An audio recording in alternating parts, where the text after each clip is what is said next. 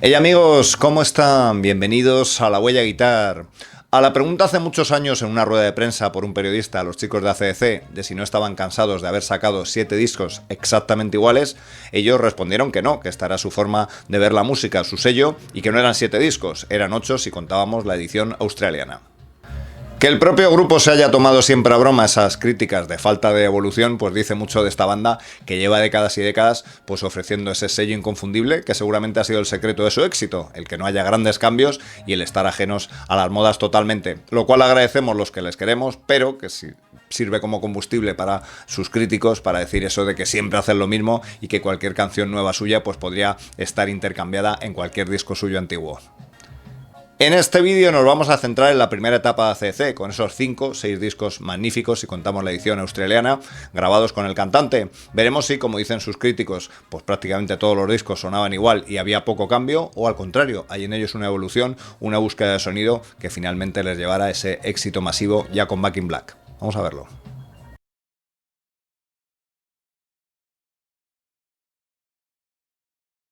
Su primer disco internacional, High Voltage, era prácticamente su disco TNT, más un par de canciones de High Voltage, 2 discos sacados en Australia. En él ya vemos muchas de las coordenadas que luego estarían en toda la carrera AC/DC, ¿no? Desde esos power chords muy potentes, 3 acordes en muchas canciones, esa voz nasal rasgada muy aguda de Bon Scott y por supuesto esa guitarra eléctrica de Angus con esa mezcla de blues y de rock and roll. Muchas de esas canciones evidentemente ya son clásicos en su repertorio y como digo, ahí están muchas de esas coordenadas, ¿no? Desde esos power chords, el tema Lightwire,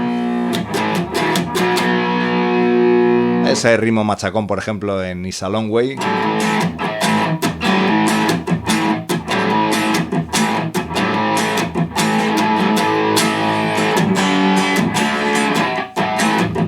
Hay un ritmo muy marcado en muchos de esos power chords, ¿no? Un ritmo que en este disco vamos a ver está tocado un tempo bastante bajo, no hay canciones rápidas, algo que también llama la atención. Temas como por ejemplo Rock and Roll Singer.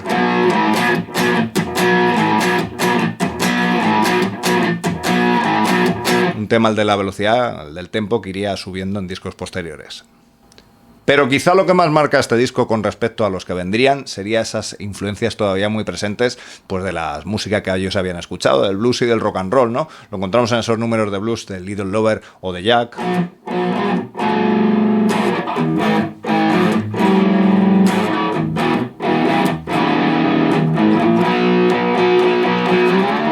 Números de blues que no abandonarían su repertorio en toda esa etapa Bon Scott, pero que quizá están más presentes aquí en este disco, en esas 2 canciones, o quizá esa línea típica de rock and roll que escuchamos en Chuck Berry, ¿no? En canciones como High Voltage.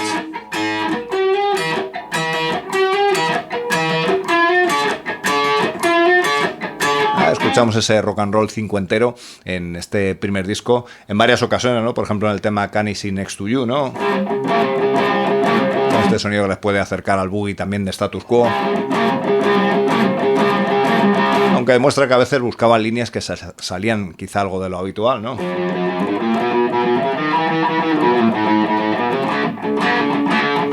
Está en el tema Can I Sit Next to You. En fin, creo que es un disco todavía en el que se notan esas influencias que tenían, que no es que las perdieron del todo los siguientes discos, pero que las irían cambiando quizá hasta llegar a un sello más personal, ¿no? La crítica no entendió mucho este disco, les ponían prácticamente de grupo punk y la revista, por ejemplo, Rolling Stone dijo que era el punto más bajo en el que había llegado a caer el rock. Fijaros, para comerte las palabras cuando ves después, evidentemente, pues el éxito que han tenido AC/DC. Vamos con su siguiente disco, Dirty Deeds, y vamos a ver si hay ahí evolución.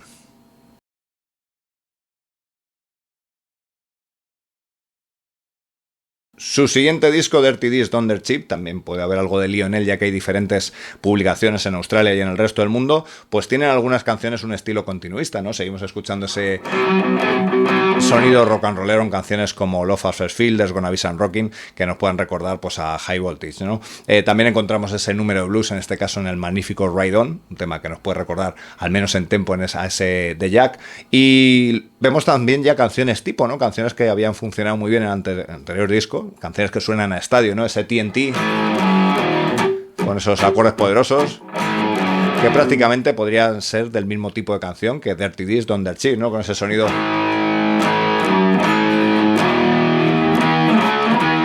tipo de canciones muy poderosas de acordes que, como digo, son muy coreables en un estadio, ¿no? Aunque esas canciones nos puedan recordar mucho a su anterior LP, vamos a ver que el grupo está buscando algunos cambios y algún tipo de canción que hasta entonces no habían hecho. Y es que alguna de estas canciones busca un sonido muy diferente. Es el caso, por ejemplo, del tema Squealer, donde prácticamente oímos un bajo un poquito funky, ¿no? Con ese sonido...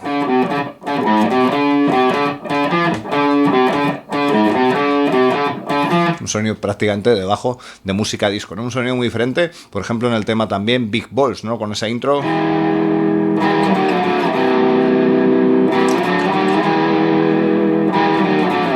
con un Bon Scott prácticamente hablando la canción más que cantando y un estribillo muy diferente a lo que habíamos escuchado en sus discos anteriores, ¿no?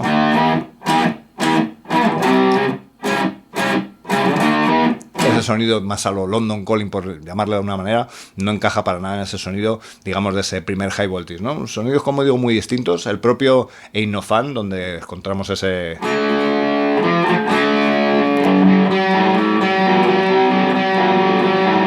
ese sonido que tanto nos va a recordar después a un tema como You Shook Me en el Back in Black, ¿no? Pero que quizás se aleja un poco de eso que habíamos escuchado en High Voltage, ¿no? Como digo, buscando sonidos, estilos diferentes hasta que encontrar seguramente su sello para mí en su siguiente disco, ¿no? Un tema ya que sonaría mucho a lo que vamos a escuchar después en Let There Be Rock sería Problem Child, ¿no? Con un sonido mucho más duro en esos power chords.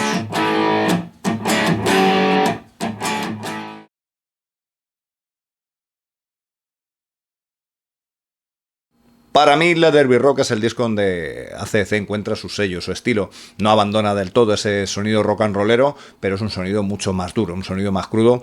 Como veíamos en ese Problem Child, vamos a encontrar cómo utilizan más el sonido de la tercera menor, más que esa, digamos, tercera mayor o sexta mayor del rock and roll, ¿no? En este caso vamos a oír temas como el propio Let There Be Rock o Whole Lotta Rosie. Como digo, esa tercera menor,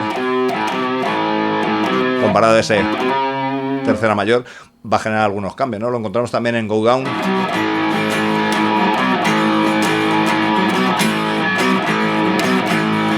Otra vez con acordes montados con esa distancia de tercera menor y ese sonido más duro que tiene el disco, ¿no? Más crudo, desde luego parece que estuviera prácticamente grabado en directo y da la sensación, evidentemente, de que el grupo pues ha encontrado ese sello, quizá ya que se mueve no tanto en el rock and roll cincuentero, sino en un sonido más hard rockero, ¿no? Puedes encontrarlo, por supuesto, en esos power chords potentes de Hell Ain't a Bad Place to Be.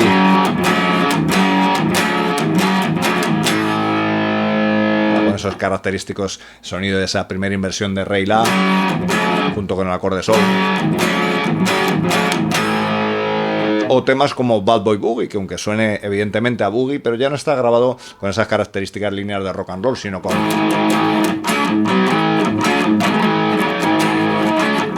esos intervalos de cuarta que hemos escuchado tanto en los grupos de hard, ¿no? De hard rock.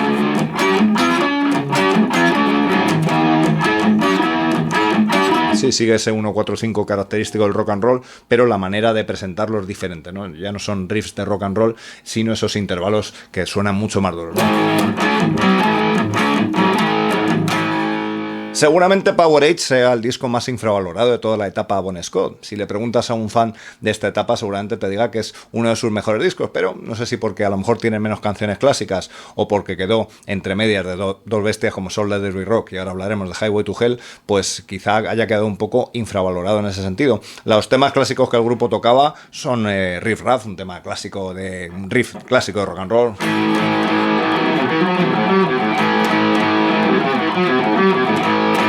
Temas más lentas como por ejemplo Sin City.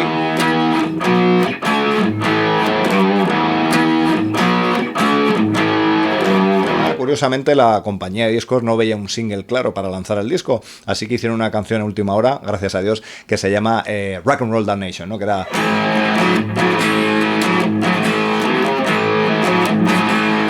pues evidentemente con ese estilo tan característico y esos acordes tan habituales, ¿no? Encontramos quizá un carácter más continuista en temas como por ejemplo Kick in the Teeth, ¿no?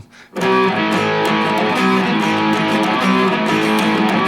nos puede recordar a ese Go Down, incluso al tema Let There Be Rock, ¿no? Pero lo que vemos en el disco es quizá que está más pulido, no tiene ese sonido tan crudo, tan directo del disco anterior, y digamos que el grupo también estaba buscando, pues seguramente presionado por la compañía, acceder a un público más mayoritario en Estados Unidos, que se les estaba, digamos, el éxito resistiendo, y buscaba quizá pues ese sonido más pulido que luego encontraríamos en Highway to Hell.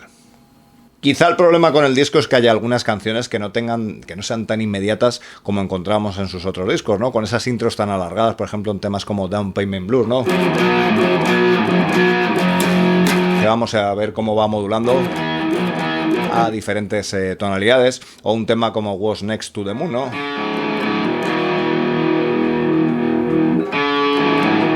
Con esas intros, como digo, tan alargadas, que ya son parte del sonido clave de AC/DC, y quizás son menos inmediatas, por eso quizá a lo mejor esa comparativa es un disco que salió peor parado, pero desde luego para nada peor.